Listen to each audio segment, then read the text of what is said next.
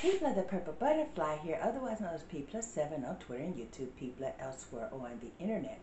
My soaps located PurpleButterfly-soaps.myshopify.com, my blog PurpleButterfly-people.blogspot.com.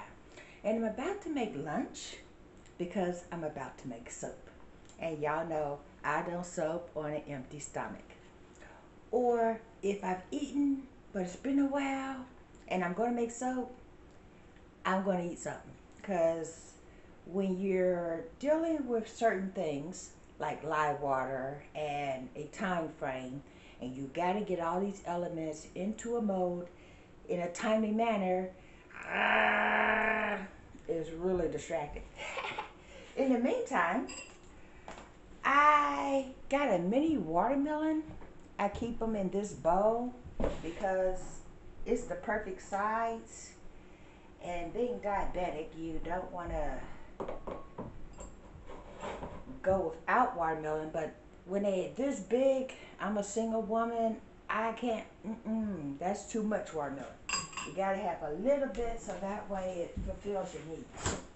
But that brings me to a particular subject. Somebody asks, how do you cut a watermelon without having an issue? Because the rinds be really hard. And the person I'm talking about, not going to embarrass them, but they are a little concerned that they might cut their hand off trying to cut a watermelon, even if it's a small one. And I said, just use a watermelon knife. And when I say they looked at me like I was Janet from another planet, I'm not kidding even a little bit. I have different kinds of knives for different purposes. Okay, I'm going to compare. This is a fish fillet knife. Stainless steel, and it says fish fillet knife right on it. So there's no confusion there. This is a bread knife. It's stainless steel. All my knives are stainless steel. But it says professional home. It does not say anywhere on it that it's a bread knife. So I wrote the word bread right on it. So that way I never get that confused. My watermelon knife, however, it doesn't have to say watermelon knife. It is painted like a watermelon. This thing cuts watermelon like butter, cantaloupes, honeydew, rutabaga. If it's something that has a hard rind, this goes through it like butter, especially butternut squash. This and squash, this wins. And if you don't have a watermelon knife per se, get a serrated knife. Okay, that's like my bread knife. It's got a gentle serration, but that will actually cut through the watermelon better than any of the other knives, with the exception of the watermelon knife. This is a specific type of knife. I would use that to cut a watermelon too. This one is about 40 years old. It says blade made in Springfield, England. Lifetime cutlery. And this has been in my family for years. I forget exactly what kind of knife it is, but I use it to cut steak. If the steak is raw, it cuts it. If the steak is cooked, it cuts it. If it's really well done, as in, oops, I forgot it was cooking and it's burnt, it cuts it. So, yeah. If you need to cut watermelon, get a watermelon knife. Those, well, I'm going to show it to you. It's by a company called Good Cook. I believe that's a Kroger brand thing. But if not, look for that label, because I do believe they also sell them at Myers and Target. But it's specifically made for watermelon. My bread knife, I have a bread machine over there, and when I first made bread, we ruined a couple of loaves trying to cut through it because, butter knives or bread knives or butter knives are not necessarily made for cutting bread. It's made for spreading stuff on bread.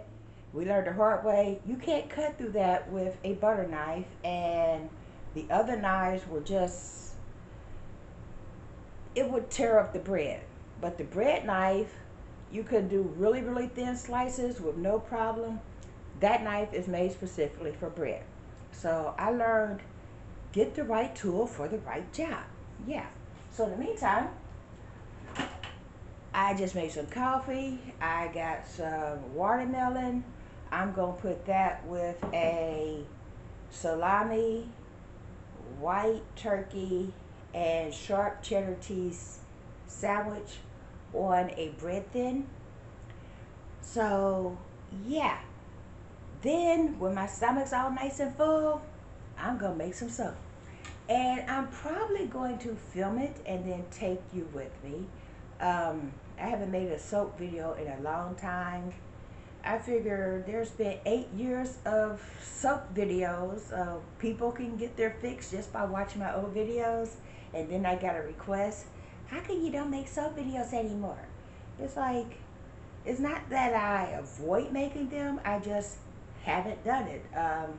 A lot of the soaps, like when I did the turmeric cold process soap, well, the turmeric and almond milk cold process and the turmeric and almond milk hot process, those were special orders and refills, or not refill, when you redo a batch you already did, you know, reorders. I don't necessarily film that because I've already filmed it. It's the same exact thing. Especially the turmeric and almond milk.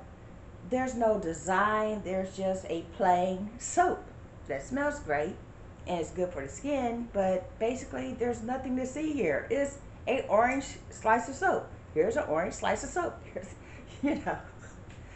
So basically, it's like if you already seen that video, another video of the exact same thing is not, that's not new. That's just, hey, didn't we see this already? So yeah, most of the soaps that I've been doing lately have been reorders and not something different. This soap is definitely going to be different. It's a new swirl pattern. It's going to be colors that folks have shouted out.